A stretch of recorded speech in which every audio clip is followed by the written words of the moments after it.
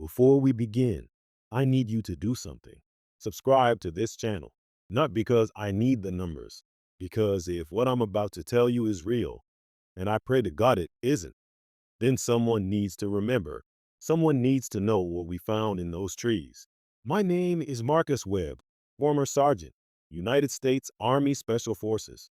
What I'm about to share with you has no official record, no declassified document, no congressional hearing, because according to every government archive you could ever access, Operation Greenheart never happened. But I was there, and so were 36 other men. Only 3 of us came back. It was July 1967, the height of the Cold War. America and the Soviet Union were locked in a silent war fought in shadows, in jungles, in places the public would never hear about. We were told the mission was reconnaissance, a simple in and out. The Brazilian government had detected unusual radio interference deep in the Amazon basin, near the border with Peru, signals that didn't match any known frequency, patterns too structured to be natural, too erratic to be human.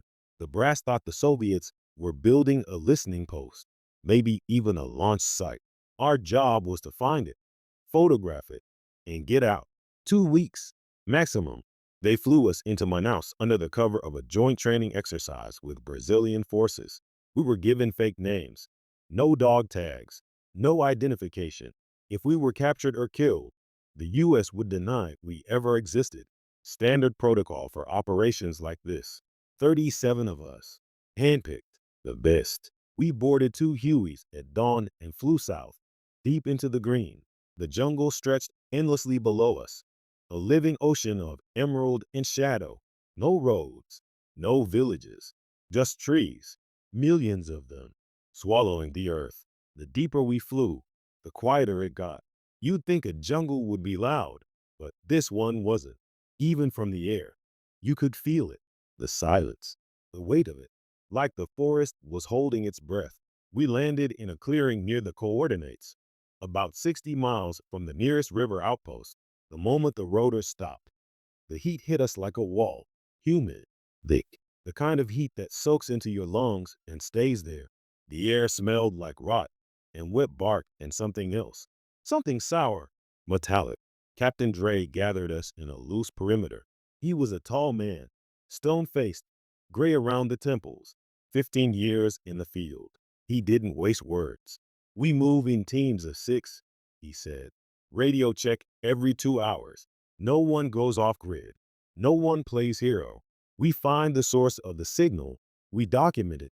We extract. Clear? Clear, sir. We split into 6 squads. Alpha through Foxtrot. I was Alpha 3, under Lieutenant Mercer, a good officer. Fiddy, the kind of guy who didn't panic when things went sideways. We moved into the trees. The jungle swallowed us whole. Within 20 minutes, the sky disappeared. The canopy above us was so thick that sunlight barely touched the ground. Everything was green. Green moss, green vines, green shadows. The air was alive with moisture. Every breath tasted like copper and earth. We moved in single file, machetes cutting through the undergrowth. The ground was soft, almost spongy. Our boots sank into the mud with every step, and the jungle seemed to close behind us, erasing our path. No one spoke unless they had to. We communicated with hand signals, keeping our eyes on the tree line, but there was nothing to see. No movement, no animals, no birds, just silence. That was the first thing that felt wrong. A jungle this size should have been screaming with life. Monkeys, birds, insects. But there was nothing, just the sound of our boots in the mud and the occasional crack of a branch underfoot. Mercer noticed it too. I saw him glance up at the canopy, then at me. He didn't say anything, but I knew what he was thinking. Where is everything? We pushed on. By midday, we'd covered about 6 miles. The terrain was brutal. Thick roots twisted across the ground like veins. Thorn vines grabbed at our uniforms. The heat was relentless. Sweat poured down our faces, stinging our eyes. My shirt clung to my back like a second skin. We stopped to hydrate. Mercer pulled out his map and compass, checking our position. We were still on course. The signal origin was about 12 miles northeast. If we kept this pace, we'd reach it by nightfall. That's when we saw the first marker. Private Hollis spotted it, a tree about 15 feet ahead, with something carved into the bark. Deep gouges, deliberate. We moved closer. It wasn't a symbol. It wasn't writing. It was a pattern, geometric, angular, like someone had taken a blade and cut into the wood with surgical precision. The lines were clean, almost perfect. They formed a spiral that wrapped around the trunk, descending into the roots. What the hell is that? Hollis whispered. Mercer crouched beside it, running his fingers over the carvings. The wood was dry, old, but not ancient. Maybe a few months, maybe a year. Could be indigenous, he said quietly. Tribal boundary marker. Then where are they? I asked. No answer. We kept moving. Over the next 2 hours, we found 6 more trees, all carved the same way. Same spiral, same depth, same precision. They were evenly spaced, about half a mile apart, forming a rough line that ran parallel to our path. It felt like a perimeter, like something was marking territory. By 1600 hours, the light was starting to fade. The jungle grew darker, the shadows longer. Mercer radioed Captain Dre, Alpha 3 to command. We found markings on the trees, possible indigenous activity, requesting guidance. Over. Static. Then Dre's voice crackling through the handset. Copy that. Alpha 3. Continue to objective. Stay alert. All squads report similar findings. Over. Mercer frowned. All squads? Affirmative. Bravo, Charlie, Delta. Everyone's seeing the same thing. Spiral carvings. No contact. No natives. Just markers. Over. Mercer looked at me. I saw the question in his eyes. If every squad is seeing them, how big is this perimeter? We pressed on. Nightfall came fast. One moment, the jungle was dim. The next, it was black. We switched on our flashlights, casting narrow beams into the darkness. The beams didn't reach far. The jungle seemed to absorb the light, swallowing it whole. We made camp in a small clearing. No fire. Too risky. We set up a perimeter, 2 men on watch at all times. The rest of us ate cold rations in silence, listening.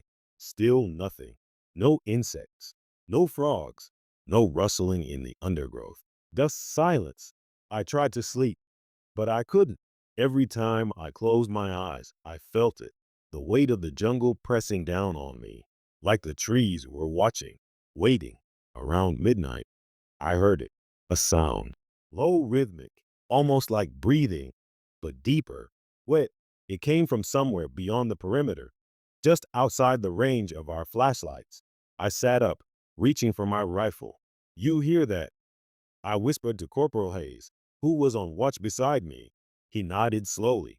His eyes were wide. The sound continued, rising and falling. In, out, in, out. Then it stopped. For a long moment, there was nothing. Then, from the opposite side of the clearing, we heard it again. Closer. Mercer was on his feet in seconds, rifle raised. Lights up. Perimeter check. Now, we moved fast, sweeping our beams across the tree line. The light caught bark, vines, leaves. Nothing else. But the sound was still there, all around us now. Breathing. Everyone stay sharp. Mercer hissed. Safety's off. Eyes forward. We formed a tight circle, backs to each other, rifles pointed outward. My heart hammered against my ribs. The breathing was everywhere now, layered, like multiple sources overlapping, some close, some distant, but all synchronized, in out and out. Then it stopped. Complete silence. I held my breath, straining to hear anything. My finger hovered over the trigger. Sweat dripped into my eyes.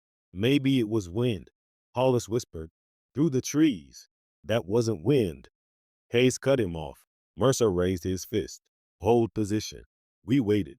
1 minute. 2. 5. Nothing. Finally, Mercer lowered his rifle. Rotate watch. 2-hour shifts. No one sleeps alone. If you hear anything, you wake everyone. Understood? We nodded, but none of us slept after that. At first light, we moved out. The jungle looked different in the morning. The mist hung low, clinging to the ground like a living thing. The trees seemed taller, their trunks wider, their roots more gnarled. Everything felt older.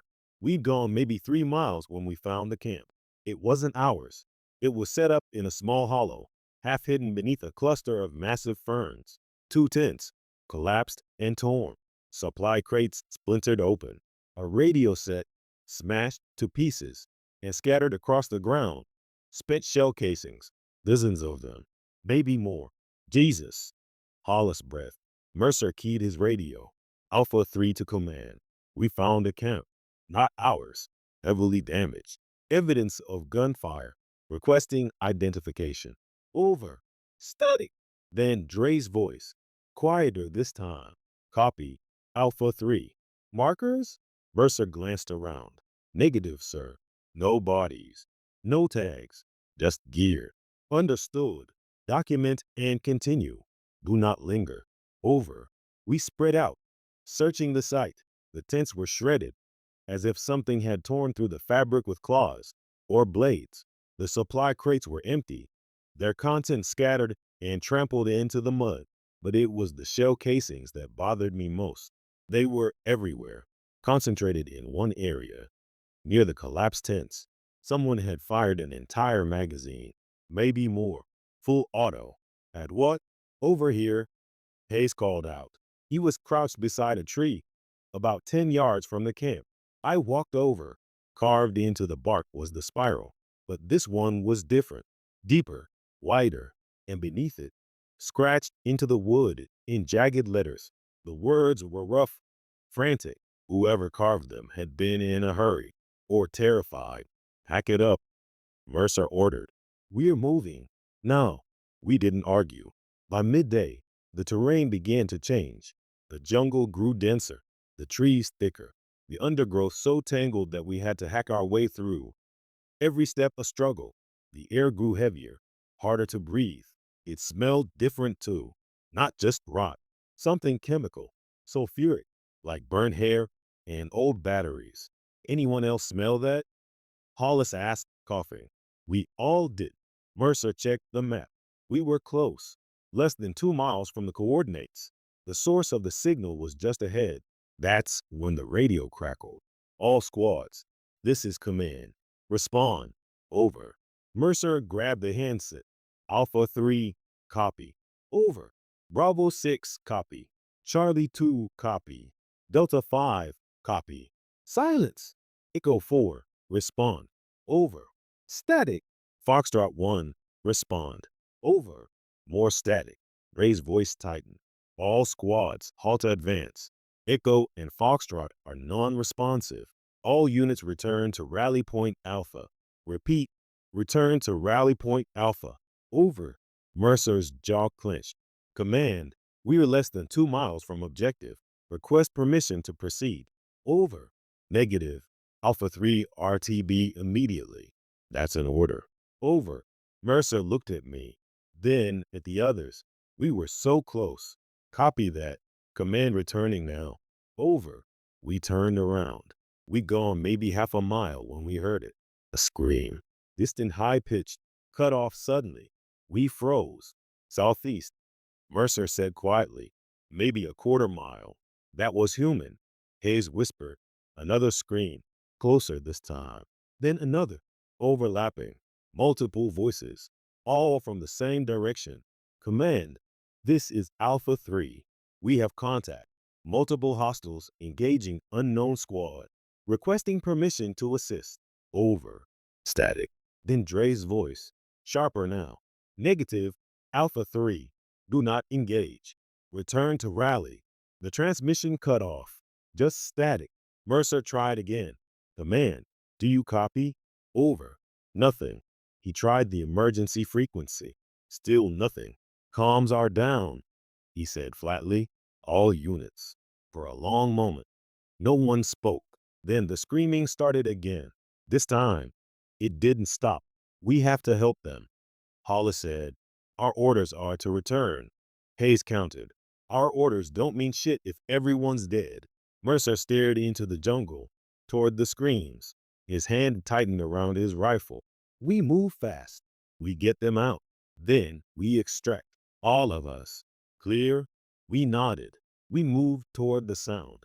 The screaming grew louder as we approached. It wasn't just panic. It was agony. Raw. Desperate. The kind of sound a man makes when he knows he's dying. We came to a ravine. Steep sides, maybe 20 feet deep. At the bottom, scattered across the mud, bodies. 5 of them. They wore our uniforms, our gear, but they were torn apart, limbs bent at wrong angles, throats open, chests caved in, blood everywhere, pooling in the mud, mixing with the rain that had started to fall. And standing among them, something else. It was tall, 7 feet, maybe more. Its body was wrong, too long, too thin. Its limbs bent backward at the joints, like a spider's legs. Its skin was pale, almost translucent, slick with moisture, but it was the head that made my stomach turn. It had no face, just smooth skin stretched over bone. No eyes, no nose, no mouth, but it was listening. Its head tilted slowly, scanning the ravine. Then it stopped and turned toward us. Down, Mercer hissed. We dropped, pressing ourselves into the mud. My heart was in my throat. I couldn't breathe. I couldn't move. The thing stood perfectly still. Then it opened. The skin on its face split vertically, peeling back like a flower blooming. Inside was nothing but blackness and teeth, rows and rows of teeth, spiraling inward, descending into a throat that seemed to go on forever.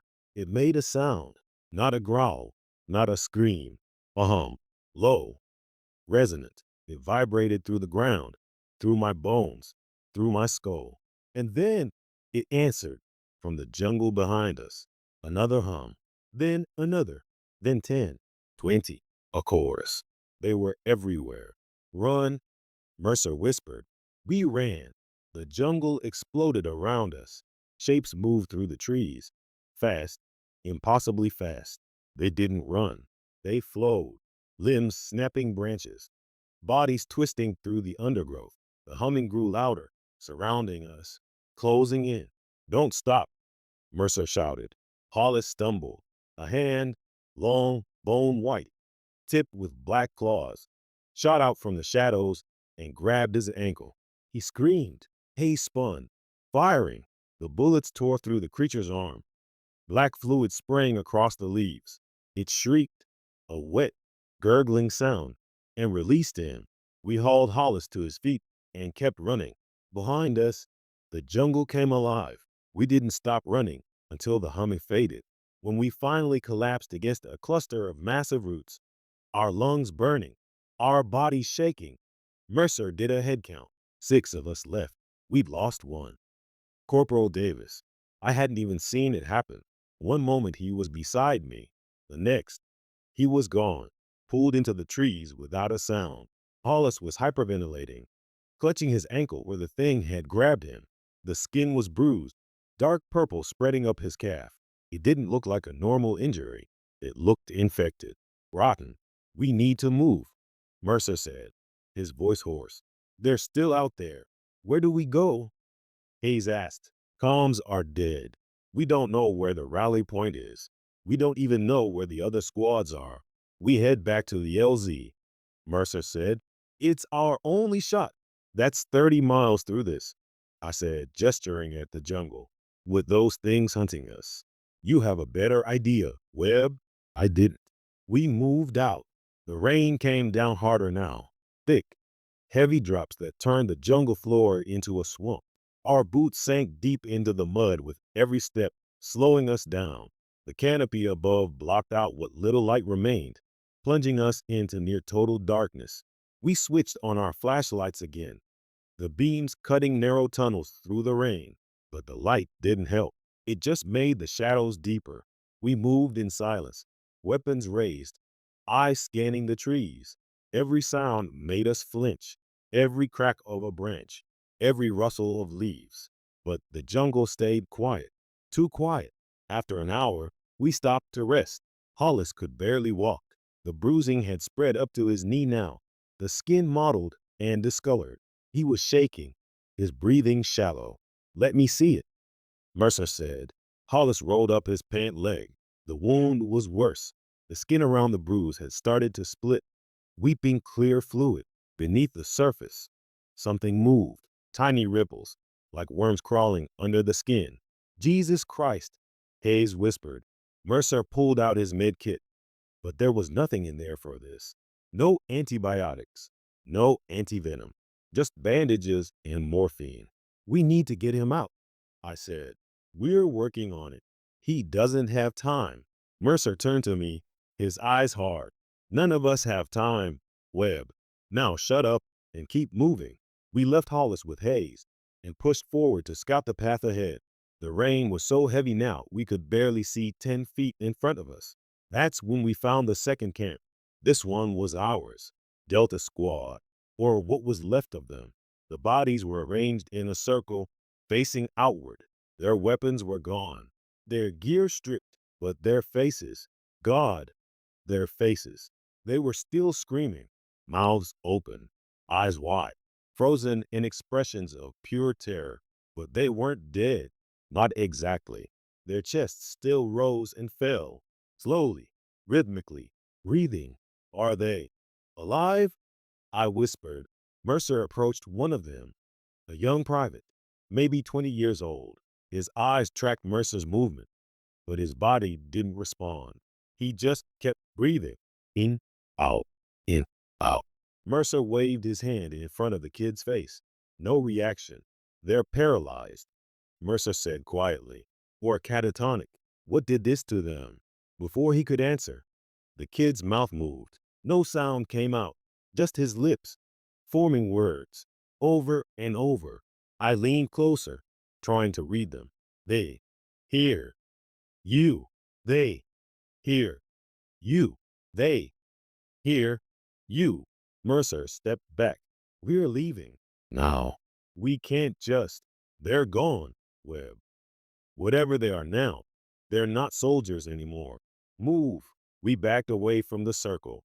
As we did, all 6 bodies turned their heads in perfect unison, watching us. We ran. We didn't care about noise, didn't care about stealth. We just ran, crashing through the jungle, branches tearing at our uniforms, vines whipping across our faces. Behind us, the humming started again, and this time, it was closer. When we reached Hayes and Hollis, Hayes was pale. "He's getting worse," he said. Hollis was convulsing now, his body jerking violently. The bruising had spread to his torso, dark veins spidering across his chest. His eyes were rolled back, only the whites showing. "Can he walk?" Mercer asked. "No." "Then we carry him."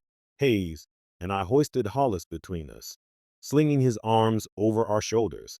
He was dead weight, his body limp and cold.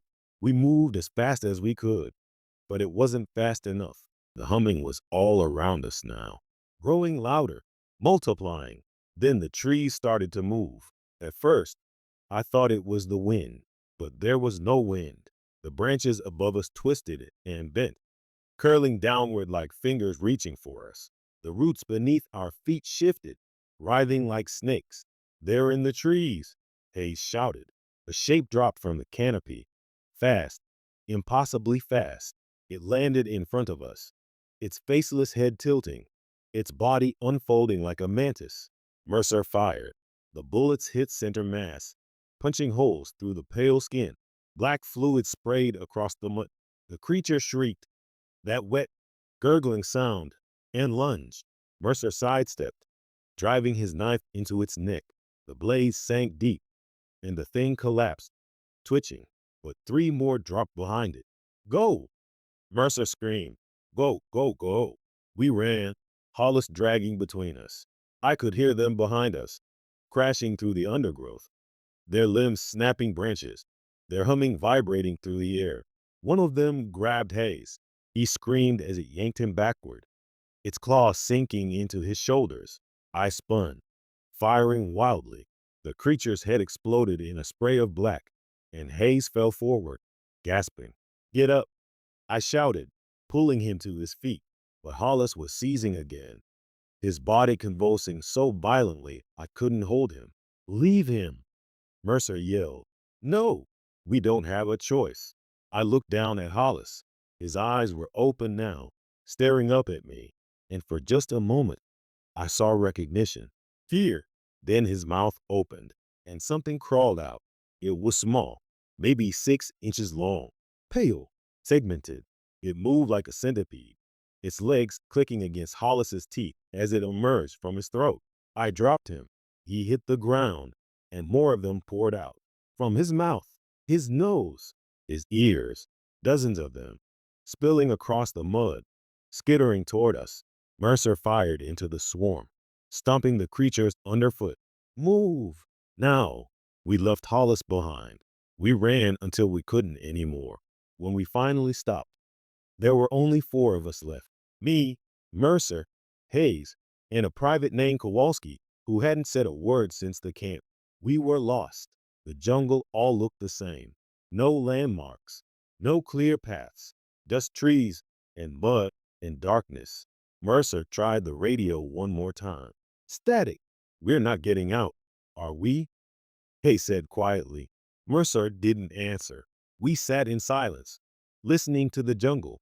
And then, from somewhere far away, we heard it. A helicopter.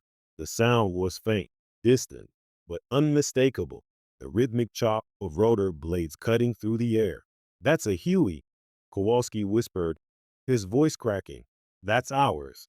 We were on our feet in seconds, stumbling toward the sound. The jungle was still thick, but the noise gave us direction. Hope. They're looking for us, Hayes said. They sent extraction, or they're pulling out, Mercer muttered. Either way, we need to reach them. We pushed forward, hacking through the undergrowth, following the sound. It grew louder, closer.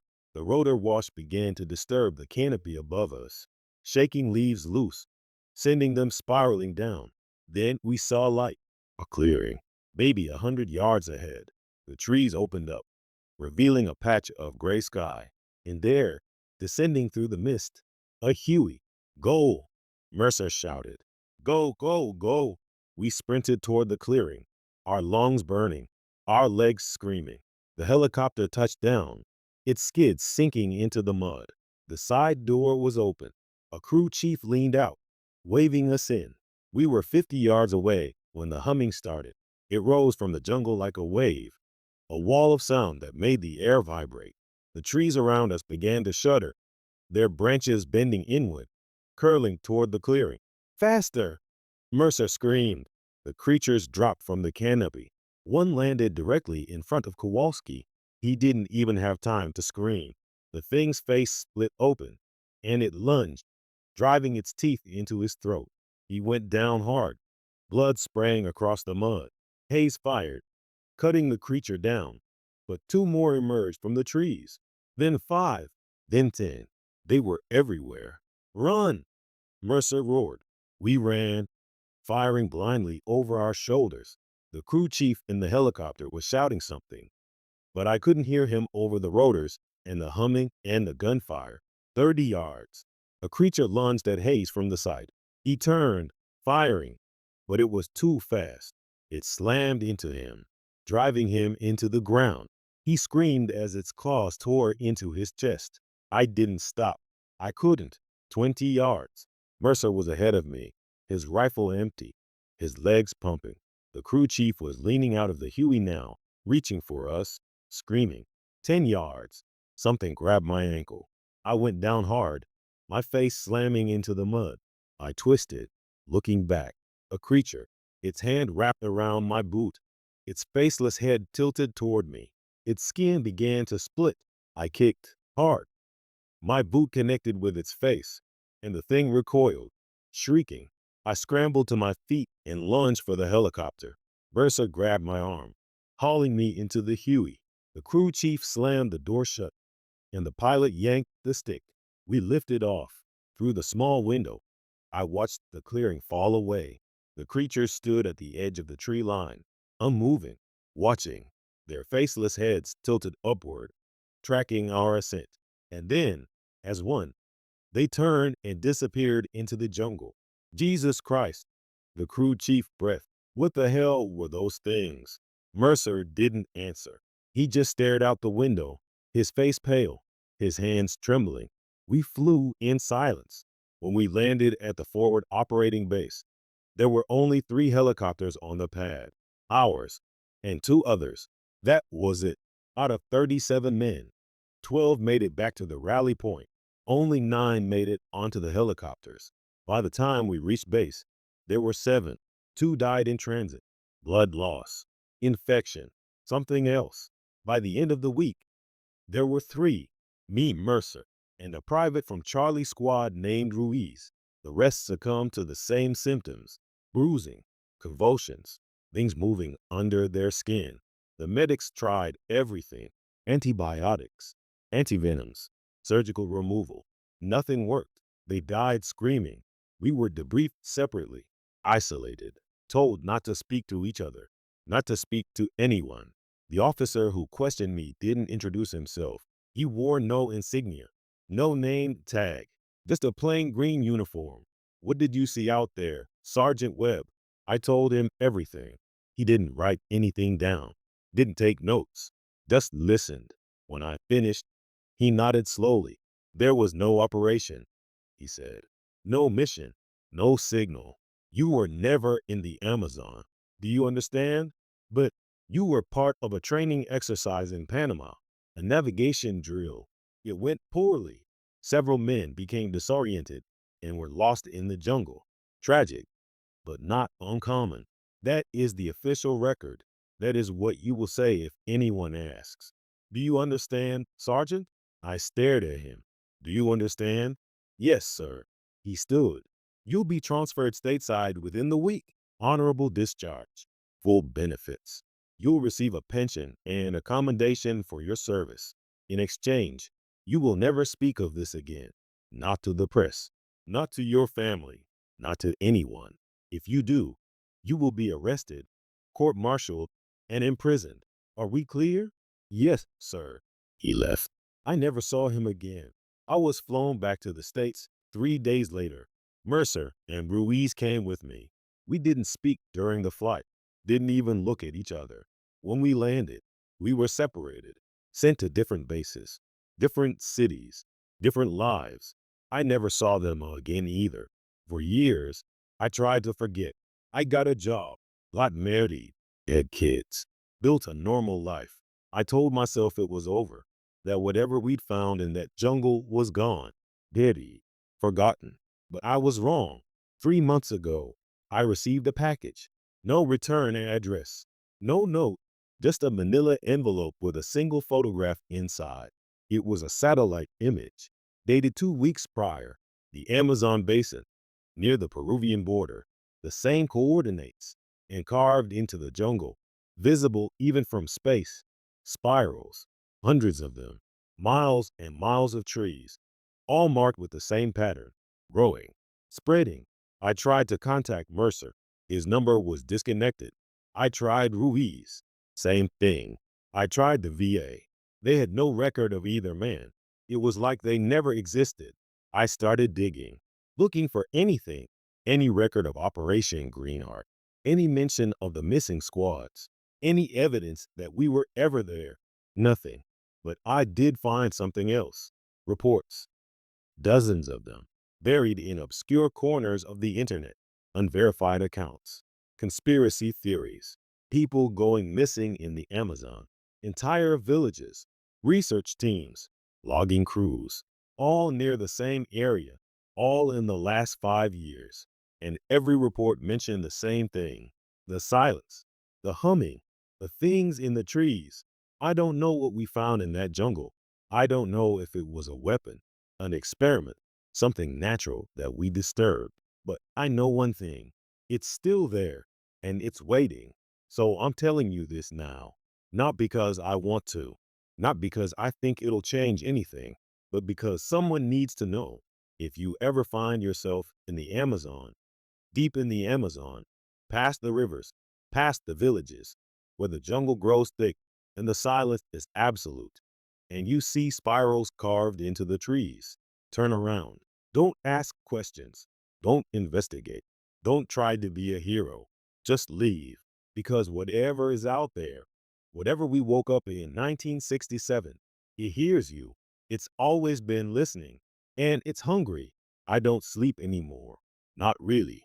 Every time I close my eyes, I'm back there, in the mud, in the dark, listening to the humming, feeling the jungle closing around me. Sometimes, late at night, I hear it, faint, distant, that low, rhythmic hum. And I know, God, I know, it's not just a memory, it's a warning. They're coming, not just for me, for all of us. Subscribe to this channel, share this story, not because I need you to, but because when they come, and they will come, someone needs to remember what we found. Someone needs to know why. Before we go back into the jungle, before we dig deeper, before we make the same mistake again. 37 soldiers entered, only 3 returned. And now I'm the last one left. Don't let them erase me too. Don't let them erase the truth. Remember, please, remember, I need to tell you what happened after. After the discharge, after the silence, after I tried to bury it all and move on. Because the story didn't end when I came home. It followed me. For the first few years, I was fine, or I told myself I was. I went to work, paid my bills, smiled when I was supposed to. I didn't talk about the jungle, didn't think about it, didn't let myself. But the dreams never stopped. Every night, the same thing. I'm back in the clearing, running toward the helicopter. But I never reach it. The jungle keeps stretching, growing longer, pulling me back. And behind me, the humming rises. The trees bend inward. The creatures drop from the canopy, one by one, circling me. And I wake up screaming. My wife noticed. Of course she did. She'd ask what was wrong, why I was drenched in sweat, why I couldn't sleep. I told her it was just stress, work, nothing serious. She believed me for a while, but then the letters started. The first one arrived in 1973, 6 years after the mission. Plain envelope, no return address. Inside, a single piece of paper with a typed message. Why, oh, you were there. YOUSCW. Keep quiet. No signature. No explanation. I burned it. The second letter came a year later. Same envelope. Same format. They're e-watching. SAY nothing. I burned that one too. But the third letter, the one that arrived in 1976, was different. It wasn't typed. It was handwritten. Shaky. Frantic. Webb. It's Mercer. They found me. Don't trust anyone. Don't go back. For God's sake, don't. The sentence ended mid-word. The rest of the page was blank, except for a single mark at the bottom, a spiral. I tried to find him. I called every number I had, every contact, every lead, but no one knew where he was. No one had heard from him. It was like he'd vanished. 3 weeks later, I saw a news report, a brief segment, barely 30 seconds. A body had been found in the Appalachian Mountains. Male, mid-40s. No identification. Cause of death, unknown. The body showed signs of severe trauma, broken bones, lacerations, but no evidence of an attack. They showed a photo. It was Mercer. I stopped looking after that. I moved my family out of the city, bought a house in the middle of nowhere, installed locks on every door, cameras, alarms. I told my wife it was for safety. She didn't argue, but I knew the truth. I was afraid, not of being found, of being remembered. The years passed. I grew older. My kids grew up and moved away. My wife got sick, cancer. She fought for 2 years, but it wasn't enough. I buried her in 1989, and I was alone again. That's when I started seeing them. At first, I thought it was grief, stress, my mind playing tricks on me. I'd be walking through the woods near my house, and I'd catch movement in the corner of my eye, a shadow slipping between the trees, a shape that didn't belong. I'd turn, and there'd be nothing, but I'd hear it, that low, rhythmic hum, faint, distant, but unmistakable. I started avoiding the woods, stayed inside, kept the doors locked, kept the lights on. But it didn't matter because one night I looked out my window and saw it. It was standing at the edge of the tree line, tall, pale, motionless, its faceless head tilted toward the house, toward me. I didn't move, didn't breathe. I just stood there, frozen, staring back at it. For a long time, nothing happened. Then it raised one hand, slowly, deliberately, and pointed at me. And then it turned and disappeared into the darkness. I left the house that night, packed a bag, drove until I ran out of gas, found a motel, and locked myself inside. But I knew it didn't matter because they weren't hunting me. They were reminding me that I was still theirs. I spent the next 20 years moving, never staying in one place for more than a few months, always watching over my shoulder, always listening for the hum. And every few years, I'd see them again, in a crowd, in a parking lot, in a reflection, always watching, never approaching, just waiting. Then, 3 months ago, I got the package, the satellite image, the spiral spreading across the Amazon, and I knew it wasn't over. It was never over. They weren't just in the jungle anymore. They were spreading. I tried to warn people.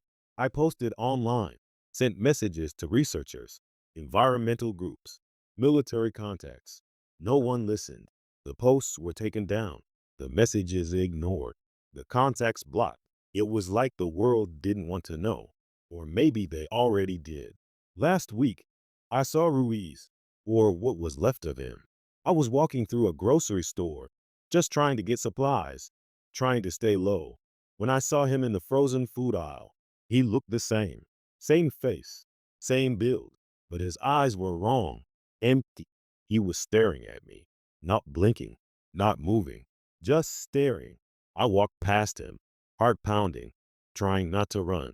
When I looked back, he was gone. But on the glass door of the freezer, someone had traced a symbol in the condensation, a spiral. I'm out of time. I don't know how much longer I have. Days, maybe hours. But I need you to understand something. This isn't just a story. This isn't just a warning. It's a confession. Because I lied to you, not about the jungle, not about the mission, not about the creatures, but about why I'm telling you this. I'm not trying to warn you. I'm trying to apologize. You see, when we went into that jungle, we weren't looking for a Soviet outpost. We were looking for something we'd already found. In 1962, a research team disappeared in the Amazon. They were studying indigenous tribes, anthropology, linguistics, nothing dangerous. But before they vanished, they sent a final transmission, a recording, 5 minutes of static, and beneath it, barely audible humming, the same humming we heard in 1967. The military sent a team to investigate. They found the researchers' camp empty, no bodies, no blood, just spirals carved into every tree for miles. And in the center of the camp, a hole, not a cave, not a pit, a hole that went straight down into the earth, deeper than their equipment could measure. They sealed it, concreted it over, marked the location as restricted, and forgot about it. But in 1966, the signal started, the same frequency, the same pattern, coming from the same location. They sent us to investigate, to see if the seal had broken. And it had. When we found the site, the concrete was gone, shattered, scattered across the jungle floor like gravel, and the hole was open. We didn't go inside. We weren't ordered to. But I looked. God help me. I looked. The hole was dark, so dark that our flashlights couldn't reach the bottom. But I could feel it, the air rising from below, cold, wet, sulfuric, and I could hear it, the humming, coming from deep underground, rising. Captain Dre reported it, requested immediate extraction, told them the site was compromised, but they didn't pull us out. They told us to wait, to observe, and while we waited, the creatures came. I don't think they were hunting us. I think they were fleeing, running from something deeper, something worse, something we woke up when we opened that hole. And now it's spreading, not just in the Amazon, everywhere. The spirals aren't markers. Their roots growing, spreading, connecting. I don't know what it is. I don't know what it wants. But I know this. We didn't find it. It found us. And it's been waiting for decades, centuries, maybe longer, waiting for us to dig deep enough to open the door, to let it out. And we did. So when I tell you to stay out of the jungle, when I tell you to turn around if you see the spirals, I'm not trying to save you. I'm trying to delay the inevitable because it's already here. It's already spreading, and there's nothing we can do to stop it. I've been running for 50 years, and I'm tired. So I'm going back to the Amazon, back to the hole, not to close it. I don't think it can be closed, but to see it one last time, to understand what we unleashed, and maybe, just maybe, to find a way to slow it down. If you're reading this, I'm already gone. And if you hear the humming, if you see the spirals, don't run. It won't help. Just remember what we did. Remember what we found. And remember that we were warned. 37 soldiers entered, 3 returned. And now there's only me. And soon there'll be nothing left but the spiral. Don't forget to subscribe. Not for me, but for whoever comes after. So they know. So they remember before it's too late.